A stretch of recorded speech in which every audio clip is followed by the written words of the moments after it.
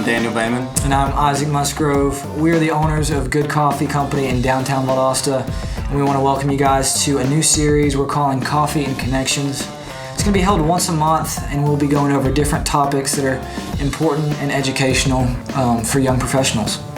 Yeah, so this series is hosted by Good Coffee. It's presented by the Valdosta Young Professionals, and of course we want to thank our sponsors, Georgia Power, for making it possible. We hope you guys enjoy it.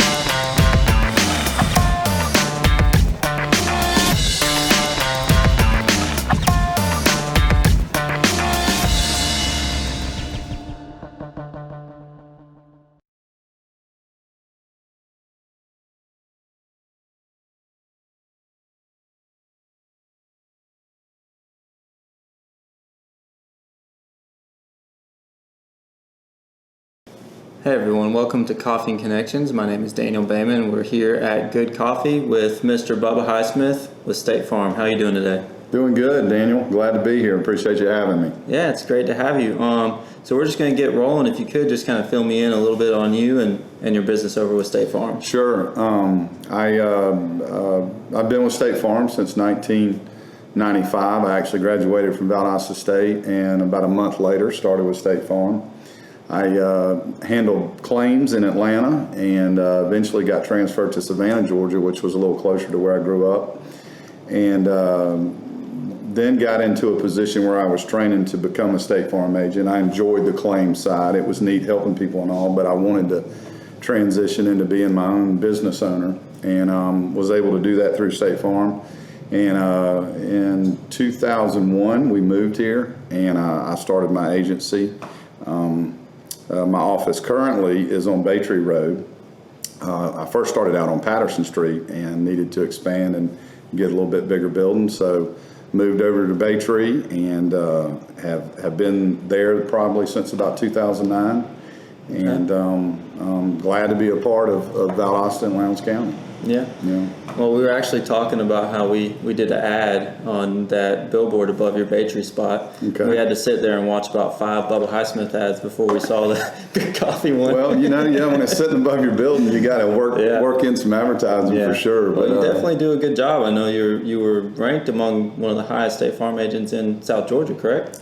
Yep, I was. I tried to. I think there's, how they exactly rank that, I'm not sure, but it's good to, I think if you do the right thing each and every day or try to, it eventually pays off. Mm-hmm. So it's been neat. It's been a quick, really January of 2002 to now 20 years basically. Mm-hmm. That we've been here. So it's gone fast, but it's been really good. Awesome. Well, so I know that everybody kind of knows what insurance is, and there's a lot of different types of insurance.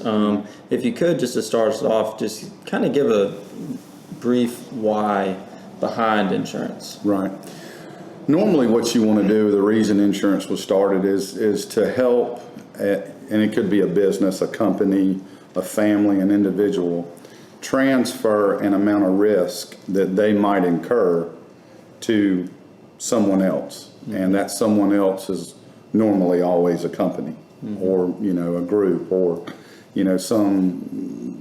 some entity that is going to assume that risk for you, and by them doing that, they're going to collect a premium. Mm-hmm. And that's where if you break it down to really what we do every day is you might go and buy a 2015 Chevy truck, and you've got to insure it because you're going to be on the road. The state's going to make you insure it. If you have a lien on a vehicle, a bank's going to make you insure it. And then you transfer that risk of needing to insure it for a premium, mm-hmm. which is a dollar amount. And mm-hmm. it might be $600 every 6 months, whatever it may be, mm-hmm. $12,000 a year, whatever it is. So really with anything, whether it be a home insurance policy, car insurance, life insurance, you are allowing a company to assume amount of risk. You pay them a premium, and then they're gonna make you whole if something were to happen.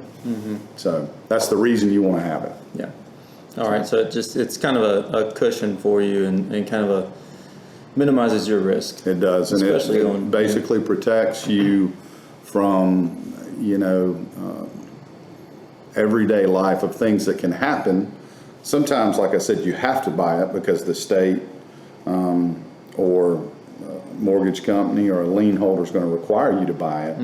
But then you also need it to protect yourself, the assets you may have built, and what you have. You transfer that risk to that company to do that. Awesome. Yeah. So a lot of our listeners are going to be in that young professional bracket. I think the youngest we have is around 20, 21. So is there a point where coming out of college or when they're starting their own business where they're not able to be on their parents' insurance anymore?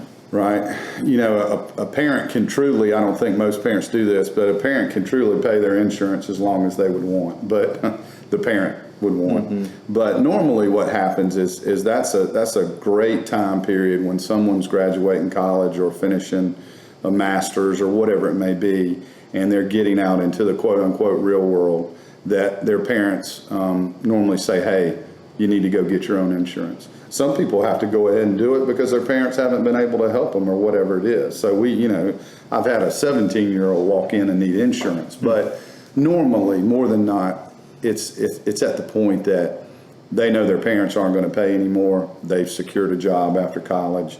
They're going to go get them an apartment to rent or start out buying a home or whatever it is.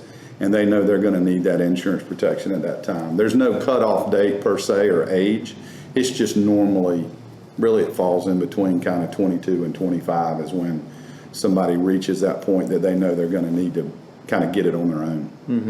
And as far as getting it on their own, there's also, I know with some companies, State Farm included, there are benefits for having it for longer periods of time. So if they get on with a company like State Farm at a younger age, then obviously they'll have those benefits down the road. Well, they can go ahead and build a record, which is a good thing. And you just, companies do like loyalty. I think today, it seems like a lot of commercials you see on TV and most of them are comical, which is good because it's nice to laugh, but how cheap can we get your insurance? And if you go with us, it's 15% or less in 15 minutes. Not us as in State Farm, but a company says that. Or, switch to us and it'll be this price. So it's important to be frugal and pay attention to your bills and budget and get the most for your money, but also insurance isn't always the cheapest. The cheapest isn't always the best.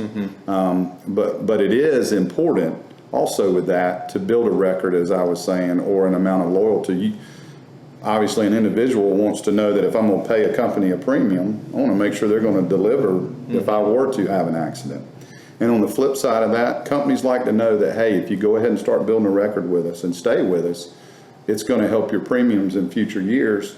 Maybe not increase as much, definitely even creep down a little bit. So it's important to go ahead and do that and start that process. One advantage within State Farm is if someone has what we call a youthful driver that is coming off their parents' policy and they go and they stay with State Farm, they get what's called a release of credits, which is just basically State Farm's going to even give them another little discount because they knew their parents or they had an existing household that was with State Farm. Okay. So it's kind of another benefit that they can have is bundling, correct?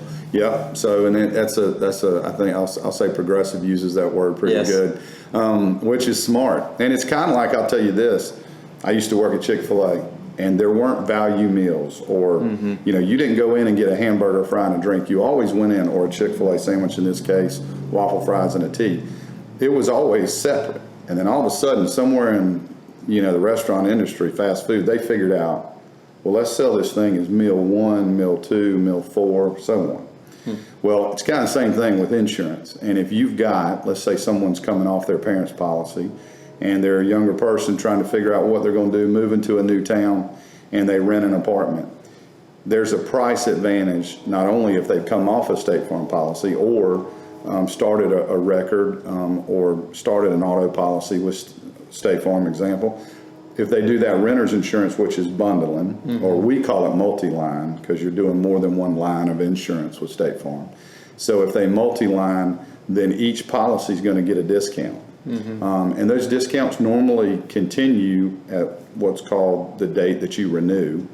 And we renew car insurance policies every 6 months, and then your renters or your homeowners would renew on an annual basis. So it's something that's going to continue for you to receive if you do bundle or put policies together, which cause normally a better premium and show more incentive or loyalty from the customer side that, hey, I'm choosing, I could buy this somewhere else. I'm gonna buy all this with y'all. So hey, great, give me the best price you can. Yeah. So. Yeah, and a lot of that will come down to, like you said, with a 22-year-old. You know, they may not be. They may need to be a little bit more frugal, and so they may do some shopping around. Sure.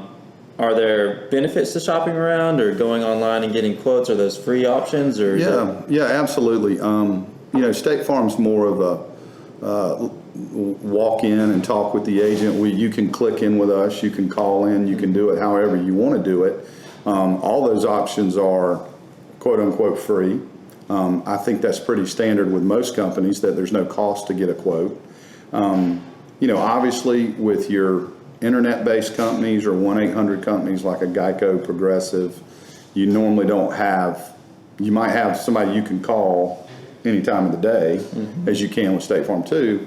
But if you needed to go by and see somebody, that's not their model. Option, yeah, that's not their agency model. With us, it is. With that,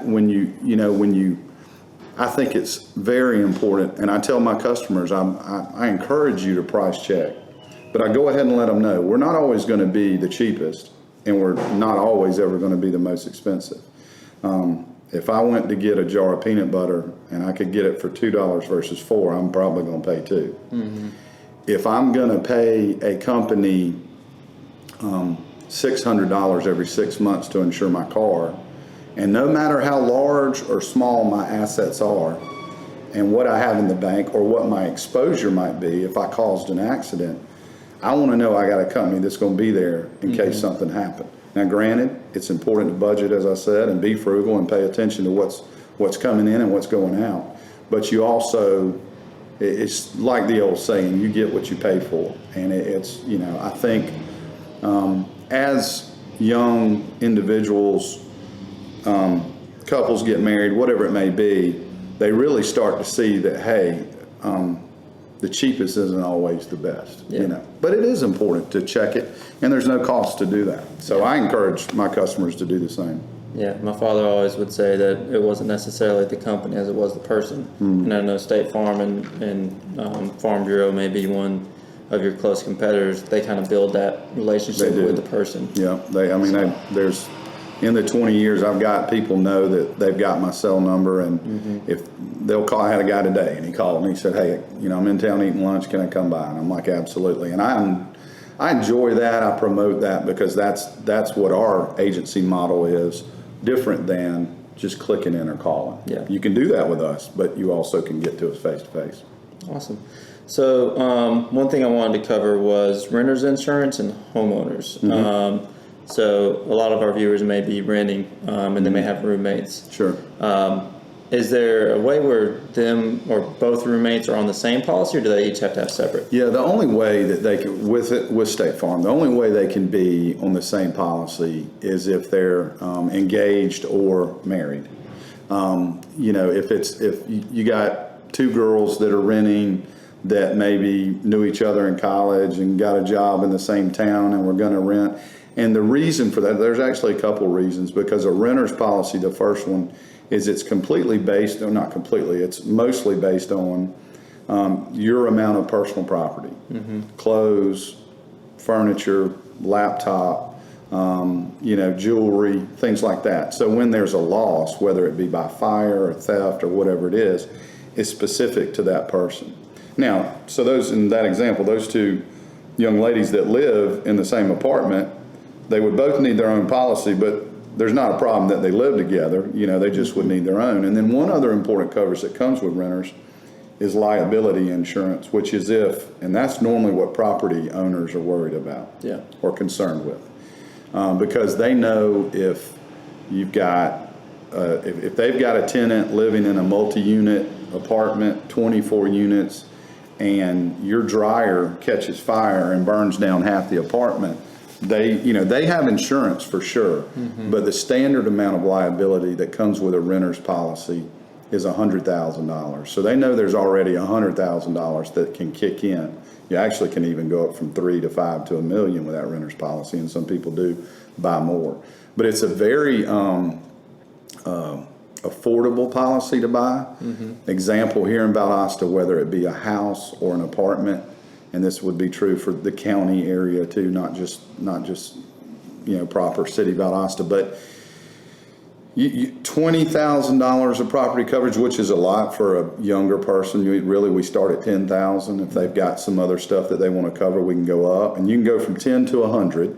But just as a quote, a random quote, renter's policy is going to run about $10 to $12 a month, and it's going to come with that $10,000 of personal property coverage, and then like I said, the $100,000 of liability. Yeah. So and a lot of apartments, houses, property owners won't let a tenant move in until they get a renter's policy. A lot of times they'll have maybe a company that's not anywhere in town, off-site, that sells it, that you can just buy it. And there's nothing wrong with that. If they're making you and that's your only choice, then that's fine. Don't think that company's not worthy of doing that. But if you've got the time to do a little clicking in at night or quoting it through statefarm.com or calling our office, then we can really explain and make sure, all right, well, what's my $10, $12 going to? Yeah. And is it going to cover what I think it's covering? Yeah. So that's renters. Homeowners works similar. It's really covering the dwelling, the house, and then it comes with an amount of personal property. And then it also comes with liability coverage. Most people think about those first two. They think about, hey, I'm buying this house. I'm going to put a bunch of new furniture in it. And I want to make sure if I had a fire, a tornado blew through, somebody broke in and ransacked the place, that I'm covered. They're worried about it for sure, but if they didn't pay cash for that house, or they just don't own it outright, worried about it. Yeah, the bank's worried about it just as much, because they want to know that if something happened to that home, there would be something to step in and pay for the loss. And they'll have that. Some banks will have that as a requirement. Oh, absolutely. Yeah, I mean, absolutely. And it's very buying a home's a big process. The insurance side of it is actually, once you can narrow down how much coverage that's needed or is wanted, then it's really easy. It's one of the easiest parts of it. And we concentrate on the back end of making sure that the lender is protected, and then getting all that information to the closing attorney. So it's all in a packet and ready to go when that person gets to that point of closing and buying that home. I think most people they really they don't. It's not that they don't price check as much as they do on their car insurance. I don't feel like I don't think the market advertises as much about homeowners, because they know that's not really well, this price is better than that price. You certainly don't want to pay more than you would have to, but when you're protecting your largest asset or some of the things that are most important to you, you understand, hey, I want to make sure this is right. Yeah. And it is. Awesome. Well, so two things. One thing that I wanted you to explain is personal articles policy. Yeah. It's something I really have enjoyed having with State Farm. Yeah. So how that differs from what other companies can offer. Sure. And personal, that policy you're talking about is it's a specific policy for items that you may have that there is either a maximum payable out that a company would pay under your renters or your homeowners. A good example is jewelry, guns, maybe unique or expensive art. It really there's lots of different things that it can be. There's not many maximums on your home, meaning if you had a fire loss and you had an antique china cabinet, they probably don't make that china cabinet anymore. We would say, look, let's try and find as close of a value as possible, and we'll pay you that. In regards to jewelry, there's a maximum of $2,500 per piece or $5,000 total. So if somebody had a $10,000 tennis bracelet that maybe their grandmother had given them, under your homeowner's policy, we would only be able to pay up to so much. With this policy that you mentioned, we can list specifically those items, and the premium is extremely reasonable. Example, with jewelry, it's $10 per thousand. So in that example of that $10,000 piece of jewelry, it's $100 a year. And it only comes with a $250 deductible, which most homeowners' deductibles start at $1,000. Yeah. So you've got a way lower deductible, which is what the customer always assumes first. And then you've got a pretty good amount of coverage for a little bit of money. Yeah. And it can be damaged, or it can be lost, stolen, water damage, fire, storm, whatever it is, it doesn't matter. And it's absolutely covered if it's listed specifically on that policy, that personal policy. Yeah. A lot of people in this area have their guns listed on that, because under the homeowner's policy, same thing. The most we'll pay for any one gun is $2,500. The most we'll pay if there's more than one gun that's been, a loss on is $5,000. And a lot of people say, well, I bought this Ducks Unlimited, whatever, and it was $6,000. I'm already over that. Or I've got these over and unders that I got, from wherever, and they're $10,000, $12,000 guns. So a lot of times a younger person, I'm not saying they're not at that point yet. They're certainly working to get there, but as I think we get older, I know with me, and just as you continue to, work hard and earn and build assets, and then as maybe family members, gift things to you, you come across things that you understand. I want to make sure if something happened to this, it's protected. And that policy you're talking about specifically comes with a very reasonable premium, but it really covers it for anything and everything. Yeah. And I know one little story for me, when I got Kendall's engagement ring, I paid it for it at Steele's, and it wasn't really expensive, but I paid for it at Steele's, took the receipt, went straight to your office and got it. Got it insured. Oh yeah, I wasn't worried about her losing, I was worried about me losing it. Yeah, exactly. That's one of the times though that younger folks start out with the need of that policy. Yeah. And I'm not saying that if it's a $4,000 ring to a $14,000 ring, that's a lot of money. And you want to know that, hey, if something crazy happens to this thing, and it might even be just one of the diamonds falls out. It doesn't have to be that the entire ring is, or piece of jewelry, whatever it may be, is completely gone or stolen or damaged, by fire, whatever it may be, lost in a storm. If it's just one little diamond on the corner and it falls out, whatever it takes to put that back, the customer's going to pay the first $250, and we're going to pay everything else. So it's a great policy to have. Awesome. So the last thing we want to cover is life insurance. So I am 30. Probably need to think about getting life insurance. Yeah.